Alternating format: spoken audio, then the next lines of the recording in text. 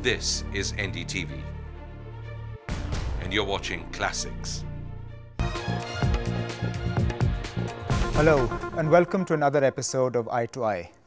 With me this evening is a gentleman who, in his political career, has seen the ups and downs that are associated with one. He has seen the victories of elections in Parliament.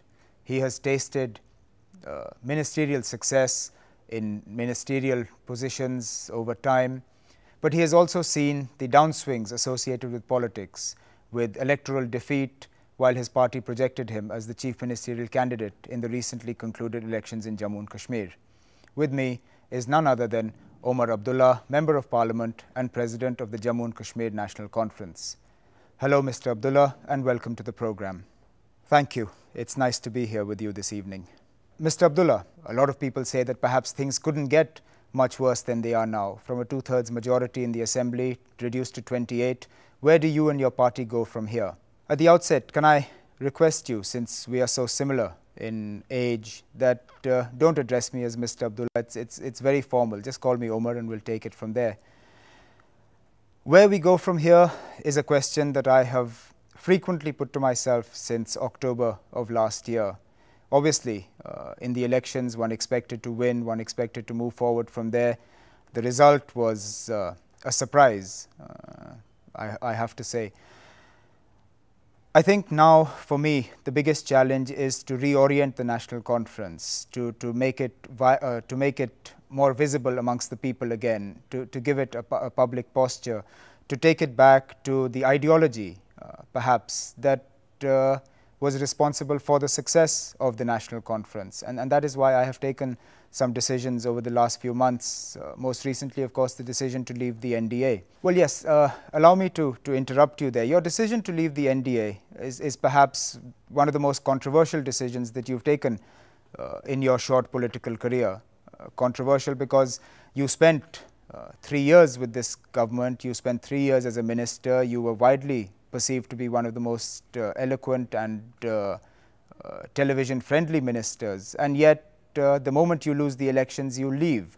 Is this a case of political opportunism? Well, this is a question I have been asked before, and it's a question that I find difficult to answer for the simple reason that I could be accused of being opportunistic if I had much to gain from this in terms of a ministerial position, perhaps if this meant a direct access to the chief ministerial office in Jammu and Kashmir, or if we tied up in some other alliance. I mean, I can imagine us being accused of being politically opportunistic if the NDA had lost the next parliamentary election and you had a Congress government here, and we immediately left the NDA and joined a Congress-led alliance in the centre. We have left electoral alliances or even post-electoral alliances behind us now. The National Conference has clearly said, as a result of its working committee meeting, that our dabbling with alliances in the centre is something of the past, and we don't see a situation emerging in the days and months ahead that will force us to change this. Yes, I was a minister for 3 months. Yes, I enjoyed all the perks associated with that.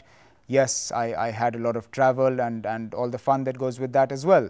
But I did a whole lot of work for this government. I was part and parcel of projecting India and its concerns about terrorism after the December 13th attack on Parliament. I think if today we are in a strong position vis-a-vis Pakistan diplomatically, if today we have even people like Fazlur Rahman coming to India and talking about the Simla agreement and the bilateral nature of the dispute in Jammu and Kashmir, then I think that is to a large part the result of the successes that we have had.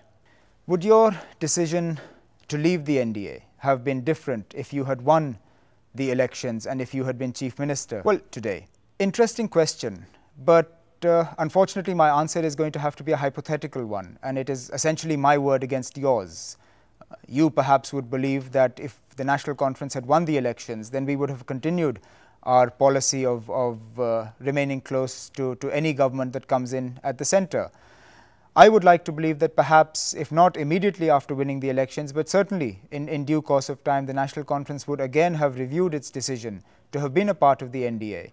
I, for one, am not convinced that it is essential to be a part of a central alliance to get what is a state's due share.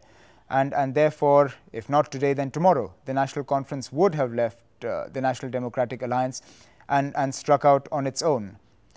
The fact that we haven't won the elections doesn't change that fact. The National Conference today is being accused of trying to follow in the footsteps of its rival political party, the People's Democratic Party, in terms of orienting itself, in terms of a Kashmir first philosophy, in terms of coming forward with issues that it had conveniently forgotten during its own 6 years of government, not the least of which are the accusations of human rights violations which persisted during the government of your father, Dr. Farooq Abdullah, and unfortunately continue even today. Isn't this a case of being hypocritical?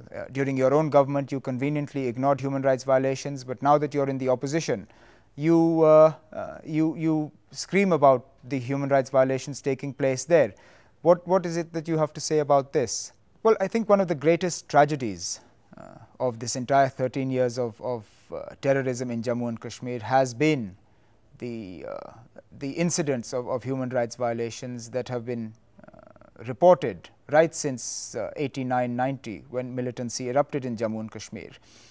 The reason why the National Conference is highlighting this is not because that we want to turn a blind eye to what happened during our government's time. We can't. In fact, in a recent press conference, I was asked whether I regretted the human rights violations that took place during our government. And I said, well, obviously, I said, no Kashmiri, no human being would be able to not regret the human rights violations in Jammu and Kashmir. The reason the National Conference is highlighting them to the extent that we are now is because we believe that the current government in Jammu and Kashmir is being a bit hypocritical with regard to human rights violations. The current president of the PDP was perhaps the most vocal during our government time in highlighting the incidents of human rights violations, and the National Conference paid a very heavy price for that. But this is not a question of revenge. Because you did it, we're going to do it. The fact is that this government, the current coalition government in Jammu and Kashmir, came in promising something very different. They came in promising a healing touch. They came in promising peace with dignity. And because the National Conference today finds itself in the opposition, we have to highlight the difference that exists, the vast gap that exists between what they say and what they actually do. Unfortunately, it is a fact that custodial killings in Jammu and Kashmir continue today. Newspaper reports over the last week or so will be able to bear me out. The fact is that there have been almost 3 or 4 custodial, or at least alleged custodial killings over the last 5 days. Now, this is in no way a healing touch. This is in no way peace with dignity. There is neither peace nor is there dignity. Well, that's a very interesting point that you raise. But come on, let's be honest. Let's give the devil his due, Omar. Don't you see the change on the ground? Don't you see the visible improvement that exists in Jammu and Kashmir? Don't you see the high-profile visits of the Prime Minister, Mrs. Sonia Gandhi, the President, and the almost 1 lakh tourists that are in Jammu and Kashmir today? Something the Chief Minister and his government must be doing right for the situation to have changed so dramatically.